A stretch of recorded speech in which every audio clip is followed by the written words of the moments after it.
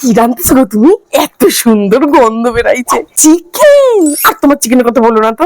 ওই যে পিউর জন্মদিনে রাঁধছি না, সে আমার মেয়ে খেয়ে গিয়ে ওরে কি পাগল হইছে। আর বলে চিকেন আনলে খালি বলবে কাকিমার মতো রান্ধো, কাকিমার মতো রান্ধো।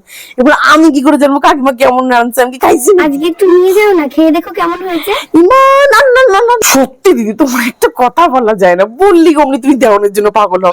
এমন করে তুমি বলবা যে আমি না নিয়েও পারবো না। সত্যি কি জ্বালাই ফেলছো তুমি। ঠিক আছে দিলে দাও, তাহলে আজকে আর কিছু রান্ধুম না। সকালবেলা ভাত রাঁধছি একানি, তাহলে ওই তোমার মাংস দিয়েছে খাই নেবো তিনজনে মিলে। গরমের মধ্যে রাঁধতে ভালো লাগে না। ওদি বলি তোমার ঘরে কাটার মলম আছে গো? আর বলো না, মেয়েটার একটু সবজি কাটতে দিচ্ছি এবং একটা পোচাই নিচ্ছে আঙুল। কি বলবো, এখনকার মেয়েরা কোনো কাজকর্ম করতে পারে না।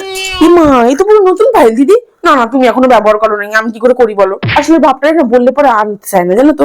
ঘরে একটু কাটা পড়ার মলম দরকার পড়ে বলো। দুটো মেয়ে সংসারে কাজ করি, একটু এই সমস্ত মলম ফলম দরকার পড়ে না।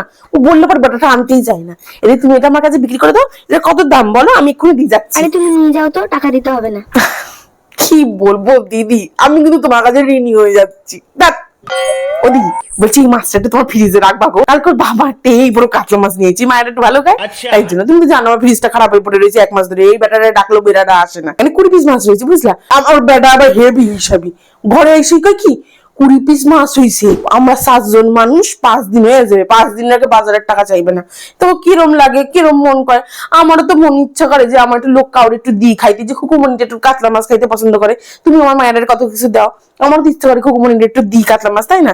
এই বেটাটা একটু হিসাব করে দেবে। 5 দিন আমরা বাজারের টাকা দেবে না। এবার তুমি বলো, বাজারের টাকা না দিলে আমি ছেলে মেয়েটারে কি খাওয়াই? আমার পারলেও আমি কাউরে দিতে পারি না। আমার মা, আমার কপালটাই খারাপ। আমার মনটা যেরকম ভালো, আমার বেটাটা সেরকম ভালো হলো না। কি করবো আর? থাকো কুমুনি, তোর পরে কামু নিয়ে দিদি রাখ।